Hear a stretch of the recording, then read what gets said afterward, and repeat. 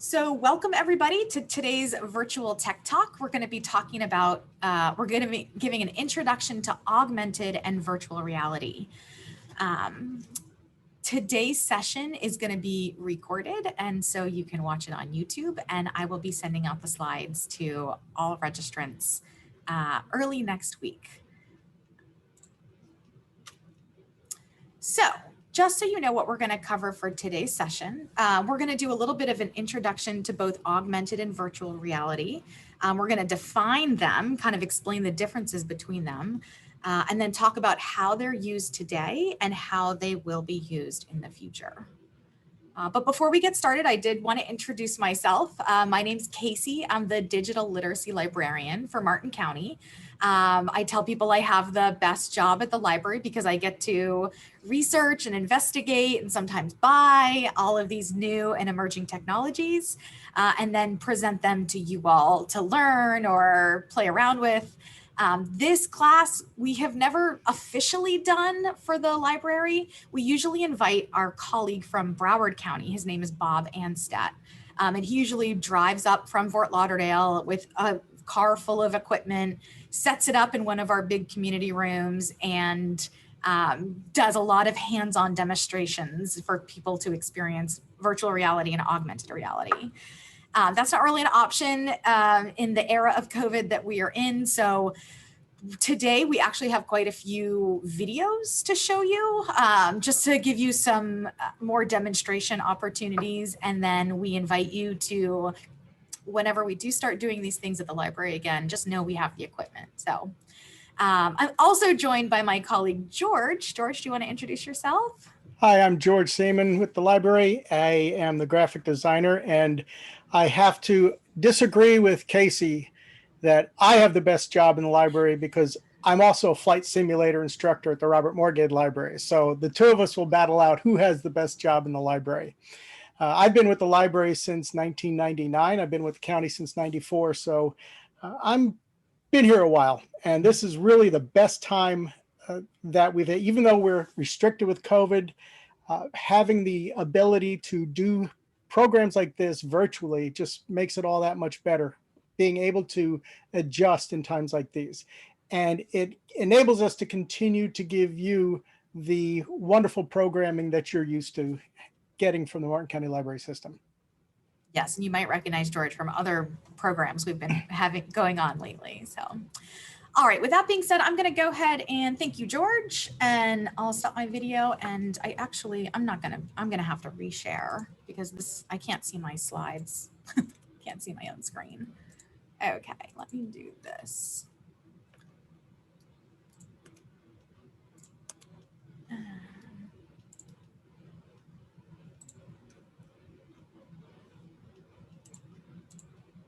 Now I lost my controls. Share.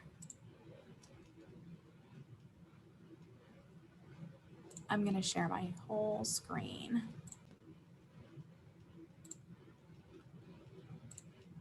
Nope. I'm sorry. You would think after 9 months of doing this, it'd be a little smoother at this point, but.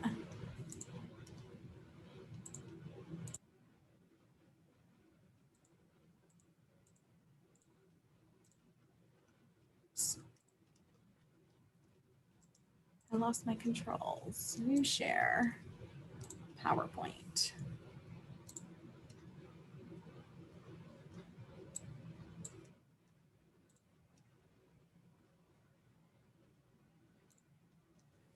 Oh, well, okay, well, there used to be an option, well, there probably is, and I'm just not finding it, to flip my screens, but all right.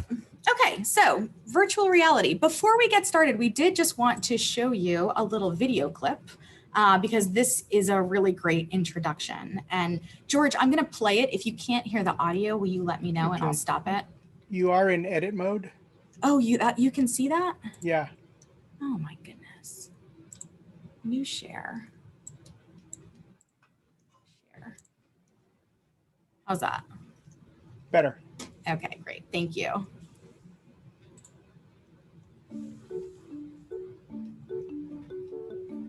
These days, we spend a lot of time looking at screens. Sounds Computers, good. smartphones, and televisions are a big part of our lives. They're how we get most of our news, use social media, watch movies, and more. Virtual reality and augmented reality are two technologies changing the way we use screens, creating new and exciting interactive experiences. Virtual reality, also known as VR, uses a headset with a built-in screen that displays a virtual environment for you to explore. These headsets use a technology called head tracking, which allows you to look around the environment by simply moving your head. Augmented reality, or AR, is a bit different. Instead of transporting you to a virtual world, it takes digital images and layers them on the real world around you. This is done through the use of either a clear visor or a smartphone. So with VR, you could explore a world full of dinosaurs. But with AR, you could see those dinosaurs moving through the world around you. Both of these technologies are growing at a rapid pace and being implemented in a variety of different ways. Surgeons are using VR to practice highly technical surgeries before operating. Businesses are using them to give consumers virtual tours of products and locations. There are even apps that can use your smartphone's camera to scan and translate a foreign language in real time. As they continue to grow, VR and AR have the potential to greatly change almost every industry. You'll want to keep an eye on them to see how they might soon affect your job and potentially your everyday life. Goodwill Community Foundation, creating opportunities for a better life. And just if anybody's interested, this is my favorite technology learning website, gcflearnfree.org. It has a wealth of information and a really great level that it speaks at. It's not too techy, but it talks about tech stuff. So, all right, with that being said, George, take us away.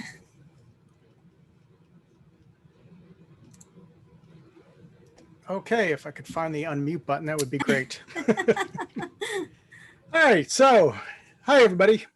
What is virtual reality? Virtual reality is the computer-generated simulation of a three-dimensional image or environment that can be interacted with in a seemingly real or physical way by a person using special electronic equipment, such as a helmet with a screen inside or gloves fitted with sensors. Next. Thank you. Virtual reality is a wonderful experience unlike any other. It gets people excited, and they in turn invite other people to try it. I've been involved in VR flight simulation for about 4 years. I tried describing it to a friend. He later came to a conference where we had the simulator set up and tried it for himself. After all the description and hype over it, when he put the headset on, he exclaimed very loudly, "You have got to be kidding me." You literally forget where you are because you're completely immersed in the environment that the VR software wants you to be in. Whether it's fighting dragons in Skyrim, flying a Cessna 172 over the New York skyline, or traveling to faraway places with Google Earth, you're there.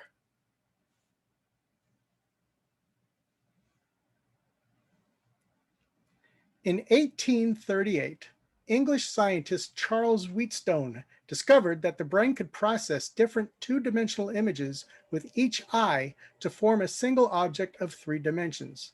His stereoscope concept was later patented in 1939 with the Viewmaster, used for virtual tourism. How many of you had one of those? I did as a child, and I loved it. It was a lot of fun.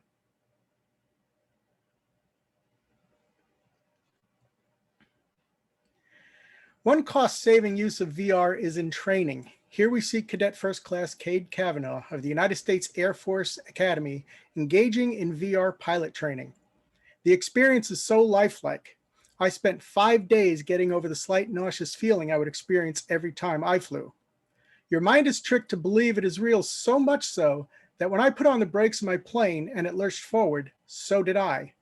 My mind told my body it was going to move from the momentum that my body actually did move. At 3,000 feet, I opened the door to my Cessna to see what it looked like and immediately panicked because I could not feel my seat restraint. Then I realized how silly it was because I was sitting in my man cave, safe and sound at home.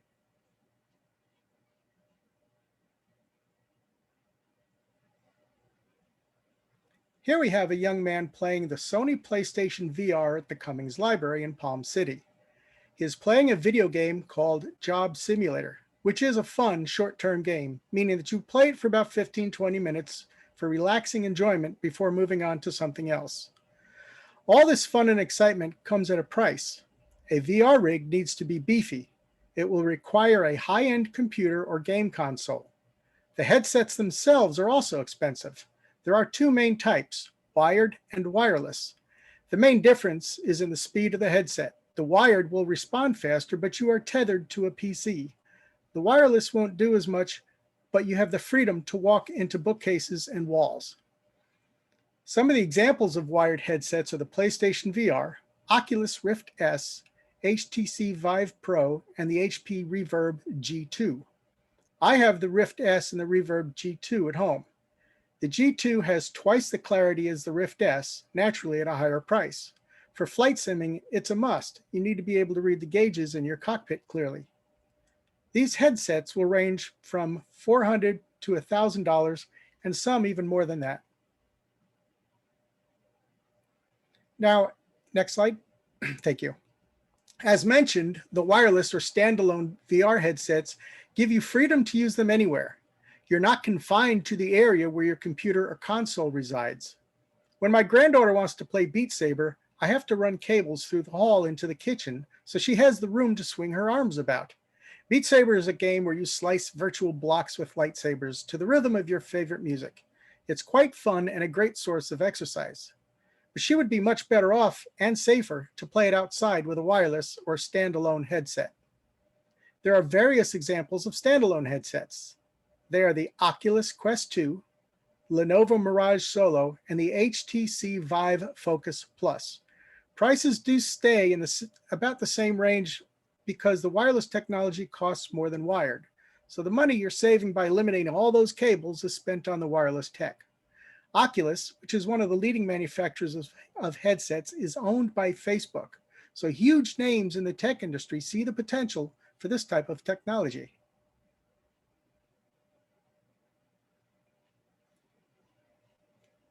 BYOD, bring your own device. This allows users to turn their smartphones into a VR headset at very little cost. It requires a smartphone with a built-in gyroscope. If you have a smartphone, you probably have a gyroscope. All iPhones and most Androids have them. This is how the compass features work. You can search YouTube for 360-degree videos and watch. They simply slide into a device and they strap or you hold them onto your head. And examples are the Google Cardboard and the Merge VR. And they cost between $10 to $50. I thought I had a Merge VR up here, but I don't see it. Maybe it's in the next one. Yeah, I think we have a picture of it a little bit later. Got it. Okay. All right. But how does it actually work? In essence, VR technology tricks our brains, visual and oral senses, into believing that what we are seeing is real. As we look up and down, left and right in our VR headsets, our senses react as they would in real life. Throw surround sound audio into the mix, and the experience becomes even more intense, immersing us further into the virtual world. Because our brains don't require perfection to believe we are in a different world, it's easier for us to think what we're experiencing is real. The photo on the bottom of the screen is yours truly on the left, with our co-host Casey in the center, and our great friend Bob Ansett from Broward County Libraries, as we ventured into the Void Star Wars experience. We were fitted with headsets and jackets. Later, we would pick up weapons to use in defense. Haptic feedback is a simulated sensation of touch, much like the home button on your iPhone. When you press it, you feel a little bump like you're pressing an actual button, but in reality, you're only touching the glass. The jackets provide haptic feedback, meaning that if we got hit with a blaster round from stormtroopers, then we felt it on our chest. It's quite the sensation. They also had props around the playfield that gave your other senses a bit of reality. As we stood in the doorway, there was a droid unit next to us. If we reached out to touch it, there would be a mock-up to give us a sense of touch. As we ventured out of our transport and onto the lava-covered planet, you could feel the heat from the lava and the smell of the molten rock. The heat was generated by a nearby heat lamp, and the smell was piped in from a scent canister. The only thing we didn't encounter was taste, and I'm glad of that. This was truly an amazing experience. Personally, I've done it 4 times.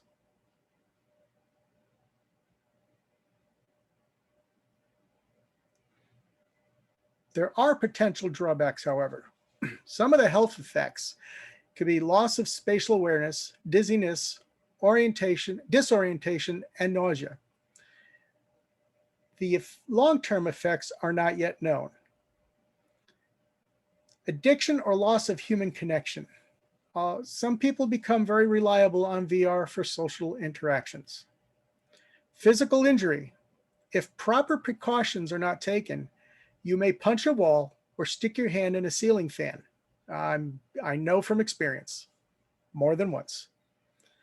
And privacy, because big tech companies like Facebook now have even more data to collect, including eye movements, verbal conversations, and gestures. So how is VR used today? Well, Martin County Libraries, well, first of all, the VR is in the consumer gaming and entertainment world through flight and racing simulators, first-person adventures, travel, and fitness. It's in manufacturing. You can test designs using VR, create life-size mock-ups of them in a VR world and try them out. Marketing and sales, you can showcase your goods. You can do a virtual walkthrough of a showroom. You can look at real estate and view all of that almost as if you were really there. Education and training, as you saw earlier with the Air Force using VR for pilot training, the medical fields use it as well for practicing surgeries before actually going into the real surgery. And then therapy, immersion therapy, or face your fears in a controlled environment, and working with memory care project patients to reconnect them with their past. Now, Martin County Library System will begin working with the patients here soon. We've been researching on how we can help the aging community with dementia using VR. We've received a generous grant from a donor to lease 5 Mind VR headsets, where we can put a dementia patient into a relaxing and smoothing atmosphere, giving them a short sense of calm. Research is showing how VR has many benefits for dementia patients. We're kicking this program off in a little more than a month.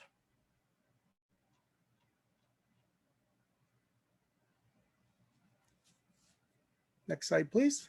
Awesome. And I was just going to chime in about the therapy, the face your fears. Like, this is really, number one, VR is used a lot for, we think of it as like a video game, but businesses are using it for this immersion training, and therapists are using it for therapy because it's so realistic.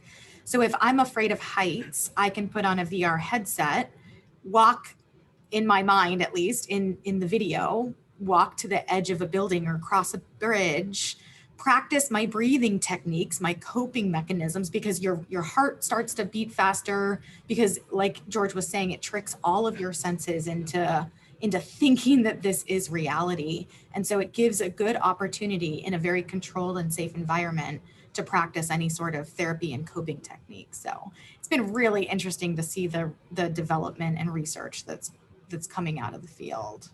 And like George was saying, the library, we're working with the Kane Center, I believe, first to go in there in the next month.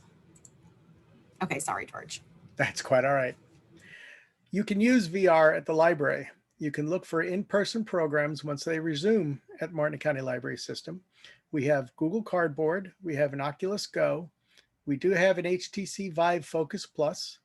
And coming soon to the Moorgate Library, we will have the PlayStation VR. And all of these you'll be able to use at the library. Check them out.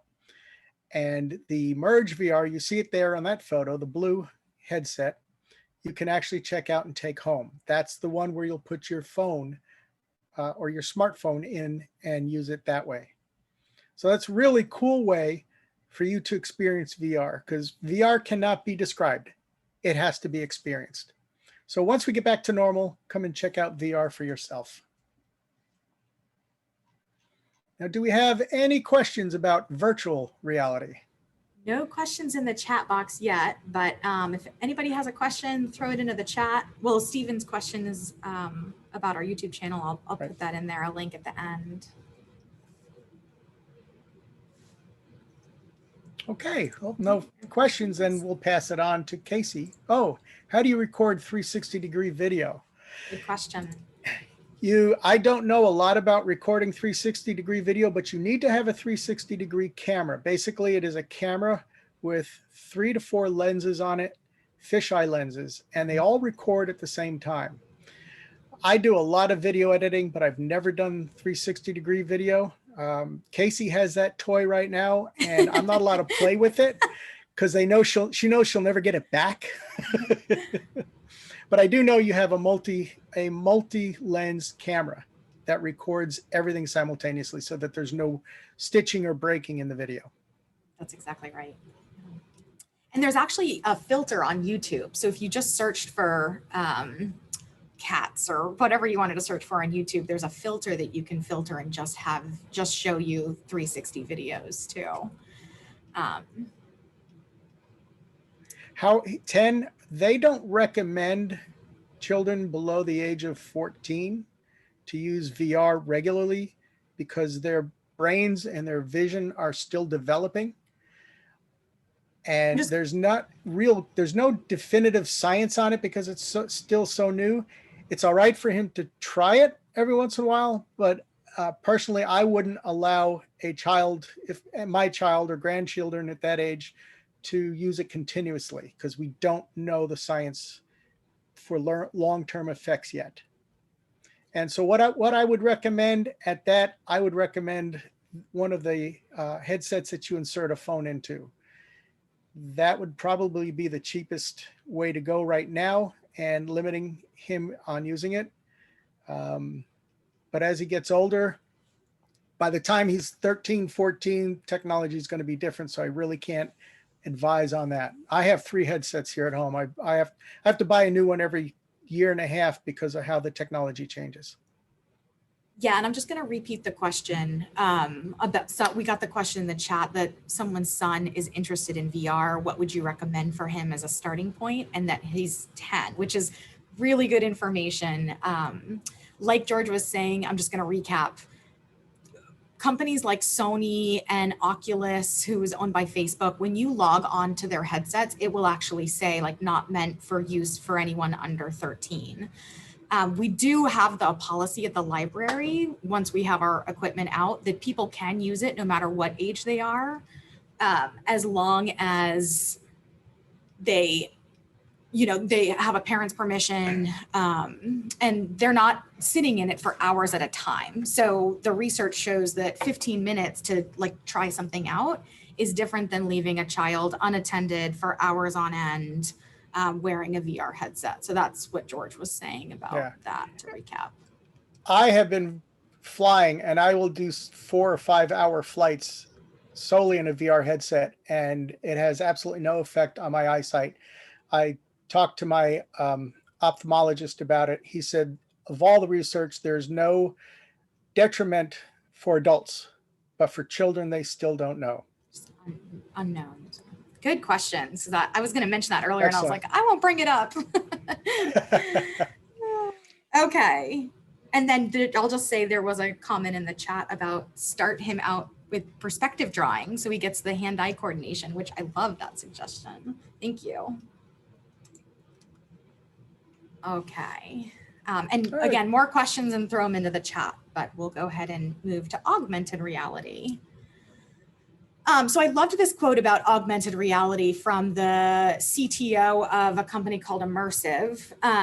It says, VR is more useful when you really need a deep sense of immersion, as is the case for some video games, for storytelling, and even for teaching, which is exactly what George just talked about. I see AR as an everyday tool that you can use for a lot of different things, similar to how we use our smartphones. So 2 different types of technology. Augmented reality, or AR, I'm going to call it, is, in a few words, the real world with an added layer of virtual content.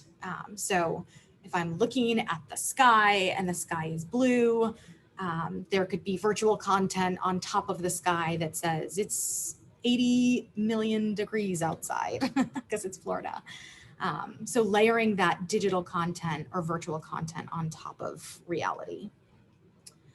AR needs the ability to see the real world and have it interact with computer vision and machine learning. So it's actually quite technical, and we'll talk a little bit more about that. But just to give you an example, my favorite example of augmented reality that you are more techier than you think if you've ever watched a football game in the last 25 years.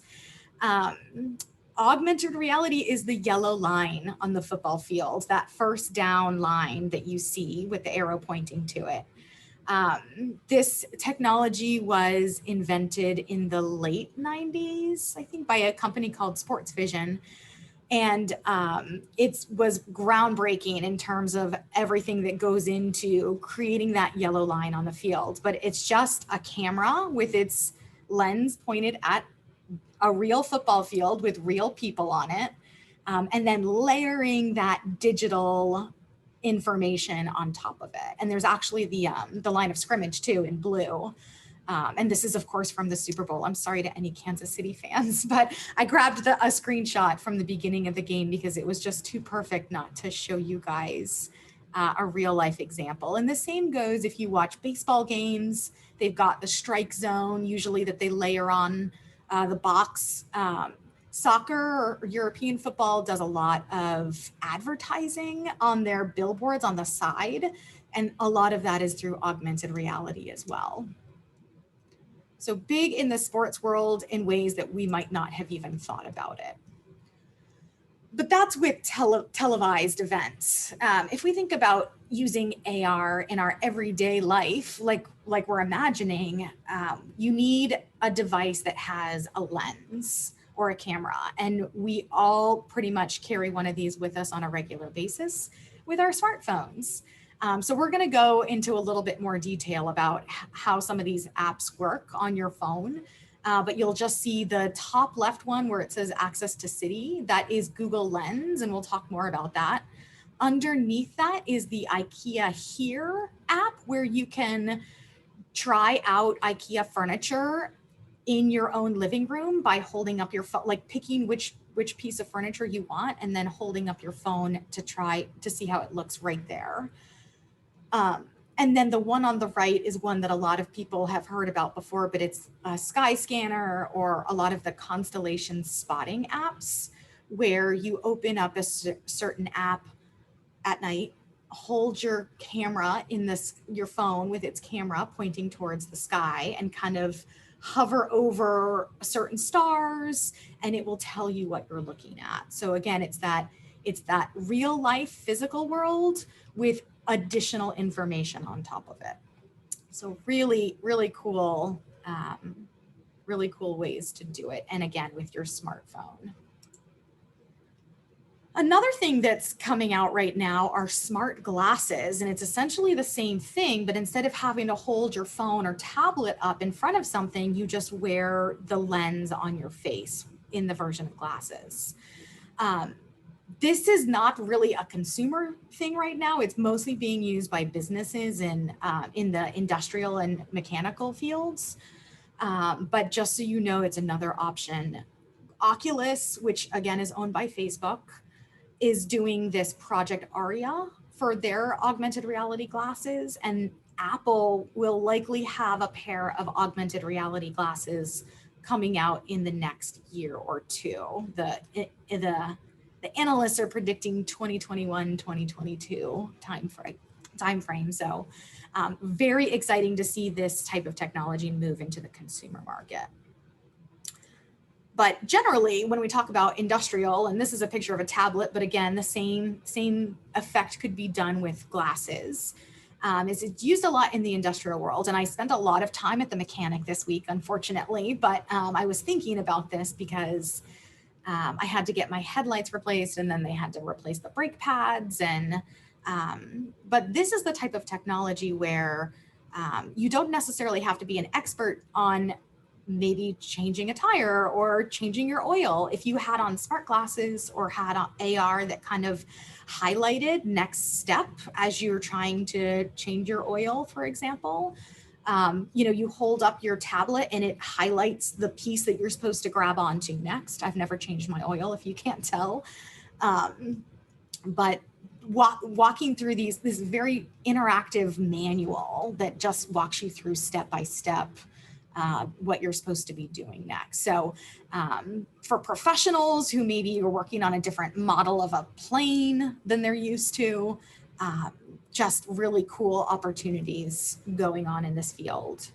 Another example you might hear about is the Amazon warehouses now, the huge, everybody knows how big Amazon is and how great their prime shipping is. But they have these gigantic warehouses that are popping up more and more, but sometimes they're so big, it's hard to learn the space. And so people wear the glasses and there's just a little yellow line that tells them where to turn. Like you go down this aisle, take a right here, go down to this shelf, it's the third shelf from the top, and you just reach up and grab your item and put it into your cart. And so from a navigational perspective, there's a lot of potential for AR. Military and defense, very kind of along the same lines, from a navigational perspective or targeting a certain object or an item. This probably may look, it feels like a futuristic movie from the 90s, but it's here today. This is augmented reality on a windshield of an airplane. That's probably the wrong word. I'm sorry, George.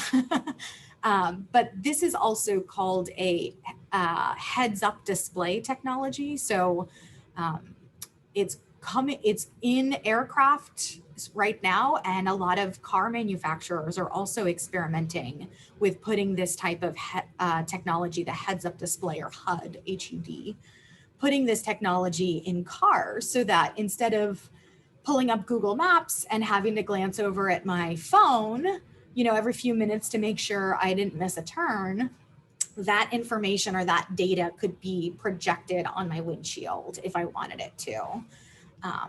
In the future, I'll say. I think Mercedes no, it wasn't Mercedes, it was Tesla. I wish I could remember the car manufacturer, but this is definitely something that's coming in very, very shortly, if it's not already out today.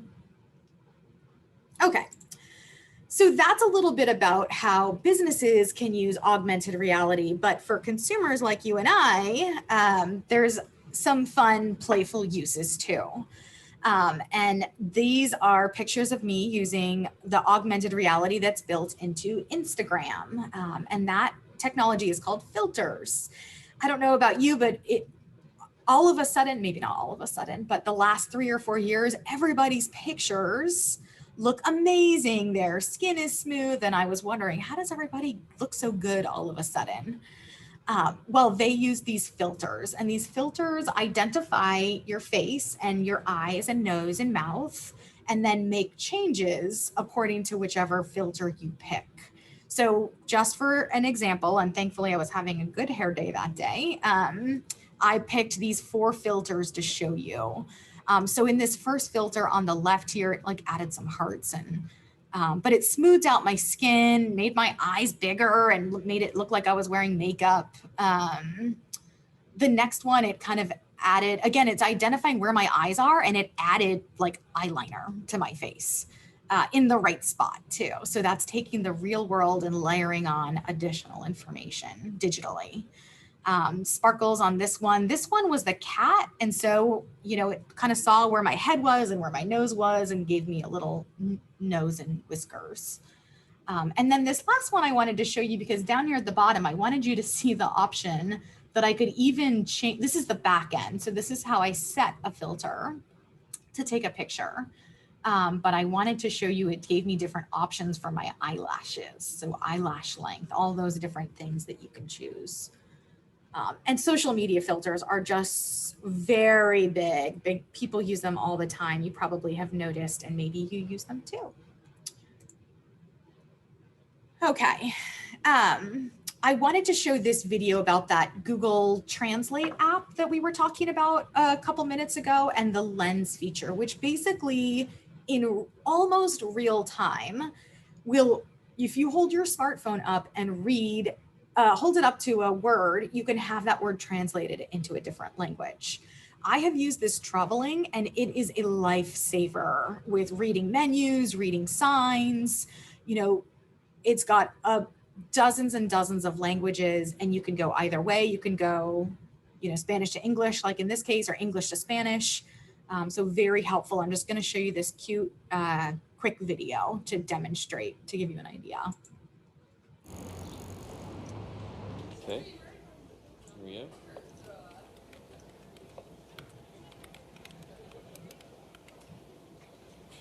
Testing. 1, 2. 1, 2. And flip it. No.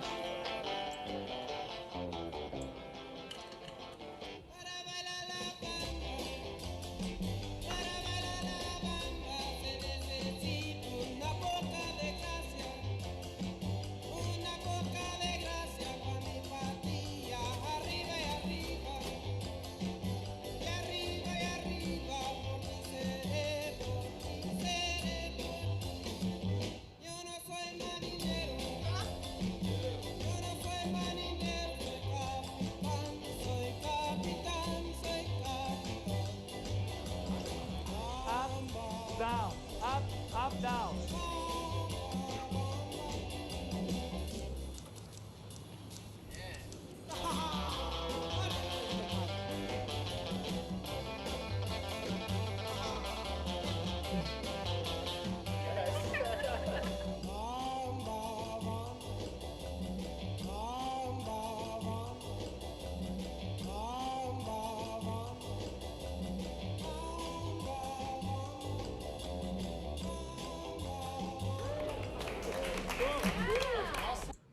So just some cool stuff to use with AR, and it's not even new. This has been out for a few years, but really fun technology and really practical ways of using it. And the data and innovation that's required to have that happen in real life is just truly incredible.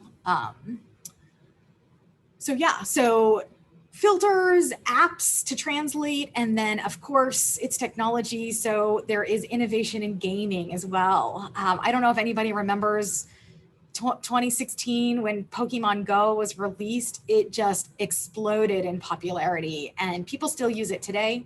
Some of you might recognize some of these pictures of the Blake Library and some of my coworkers who were playing Pokemon Go. I asked them to show me how it worked because I had never used it before. But basically, they're just these digitally created creatures, Pokemon, I don't know. And then they appear and you have to try to catch them. And you have a little, net on your phone or something like that that helps you grab them. And so that's where if you see people walking around with their phones and kind of like chasing things, they're probably playing Pokemon Go.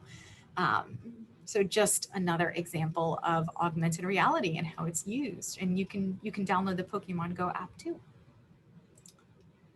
Okay, and then this is one other thing that I wanted to show you. Just if you wanted to try AR, I'm gonna send you a coloring page when I send you the links to everything. So this coloring page, how it works is it'll be a blank page and you can color it yourself. You can color it with crayons or markers.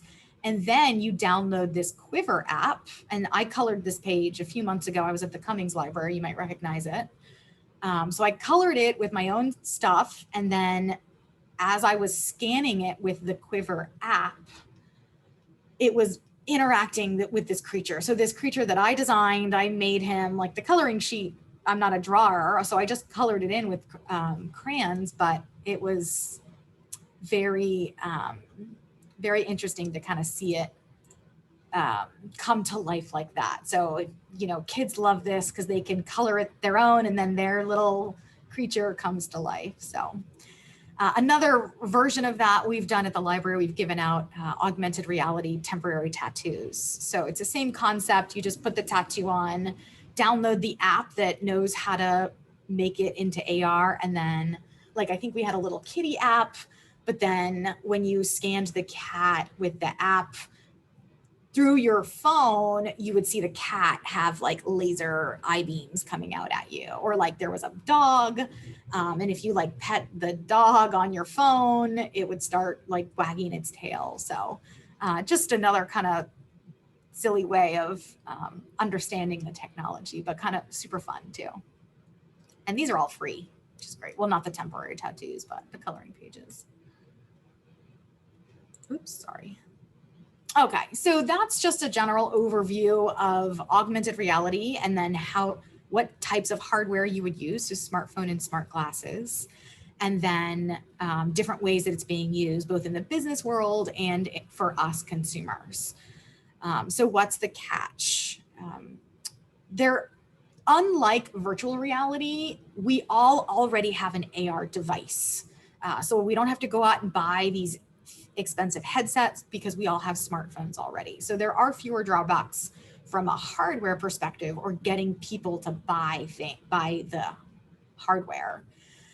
The main barrier with AR is on the development side. So having that combination of the physical world with digital content is so complex. And you don't have to watch it, but I'm going to send you the video on how the yellow line was created for a football game, because the amount of complexity that it takes in matching the field and different cameras from different angles, like the person who was asking about 360 video, just having all of these cameras and all of that information being fed into the program or the glasses at the same time, and then adding relevant information on top of that is quite complex, as I've said. So that is where the real barrier is. The Google Lens, it's just mind-blowing, like how quickly that works to me, because it just takes so much information and does it so quickly. So I can send you a video on that too, if anybody's interested. Another big hang up for me personally, and for a lot of people who monitor the tech world, is privacy. As with a lot of this stuff, privacy is an afterthought that usually, like, companies like Facebook and Google and Apple and Amazon like add on as an afterthought when they get their wrist slapped by someone get privacy being violated, or taking information that they didn't give. So that's just something to be aware of as you hear about this type of technology. So it's giving access to your camera, your location. A lot of the VR equipment, I'm not talking about VR, but the same thing goes about your eye tracking movements, your gestures, as George was talking about, your voice. So all of those things you give access to when you use this type of technology. And then more kind of along the lines of using AR to then feed information to have a computer make a decision. What are the ethical implications of AR in terms of artificial intelligence? So like we were saying, Google Translate reads the word, pulls it into their, supercomputer, and then calculates the translation and then spits it back out in milliseconds, which is great for something like Google Translate, but with self-driving vehicles, what does that mean? For military and defense technology, what does that mean?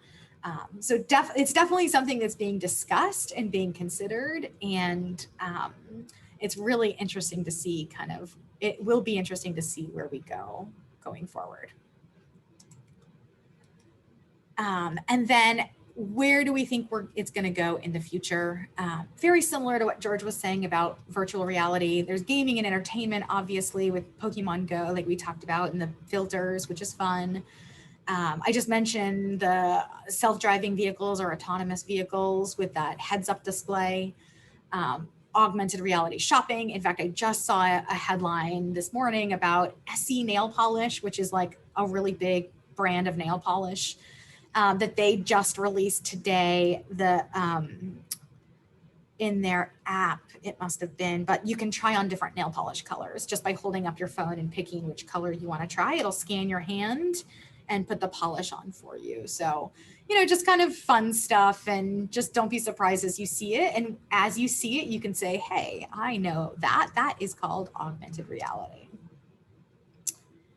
I think with that being said, we'll break for questions to see if there are any questions. You can type them into the chat.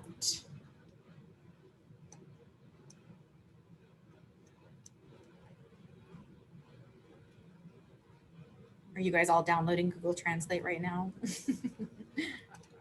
I know I am. I want the tattoo thing too. Or you'll and the be mad at coloring me because book. you have La Bamba stuck in your head all weekend. Yeah. All right. Well, I'm going to go ahead and just wrap up then if we don't have any questions, because I'm going to wrap up, but then I'm going to have us do a little fun exercise together if you want. But just to kind of close out what we talked about today, we talked about the similarities and differences of augmented reality and virtual reality. So the virtual reality, like George talked about, was very immersive and it blocks out the real world entirely, whereas augmented reality uses the real world and layers on additional information and content on top of it. And then, of course, we talked about the potential for these types of technologies. So what I'm going to have us do, real quick, I did want to mention, I hope I didn't scare you with the privacy talk, but it is an important topic to be aware of. And my colleague Zach will be talking about online safety and privacy 2 weeks from now at our next virtual tech talk. So if you're interested in hearing more about that, registration is open. It's always a great class to sit in on. Some people take it multiple times just as a refresher. And so it's a great session to join in on. Again, if you can't make it, you'll be able to watch it on YouTube. But we love it when people join us too. Okay. I do see a question in the chat. Let's see. This reminds me of how chickens and pigs are raised in stalls, never grazing. What kind of research is being done in the effects of people's critical thinking as when people used to read? That's a really great question. I don't know if I have an answer for you, but I definitely want to look into it now and get back to you. I'm going to take a picture of this question.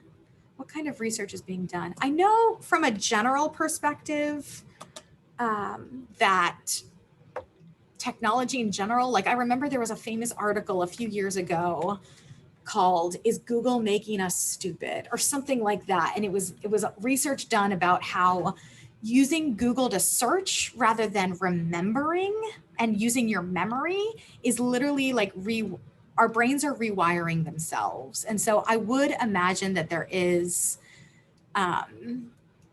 some sort of effect on our brains, our critical thinking skills. We're almost like outsourcing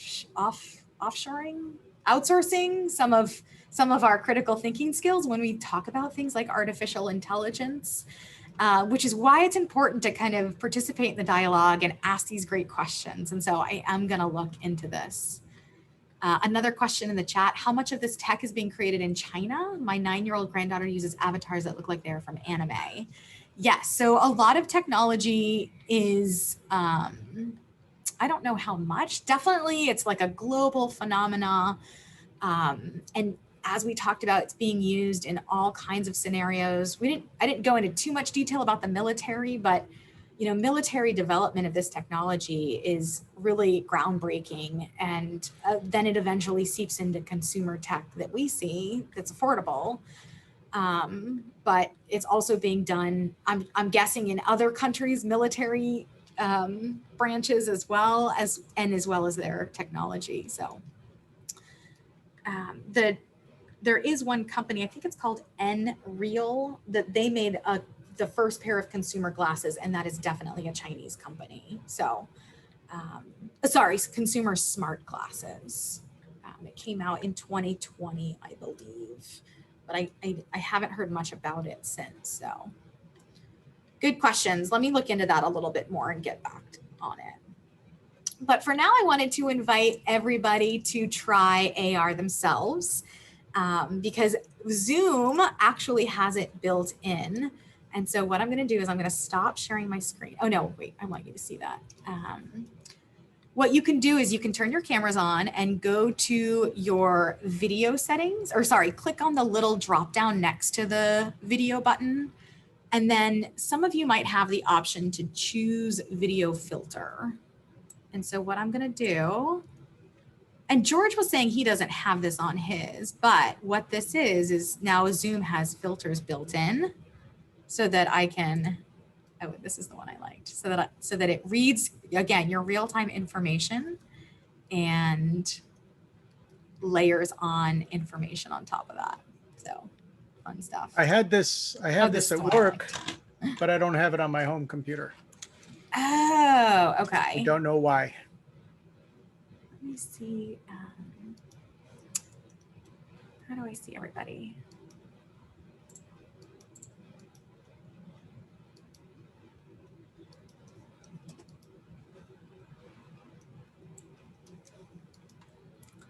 So if you guys wanted to try it, actually I can't. You might be trying it right now. Show video panel. There we go.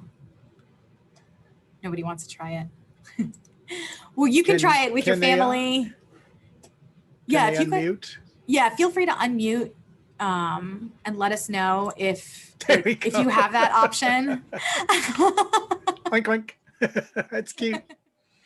That's awesome. So this is augmented reality here. The future is now. We live in it.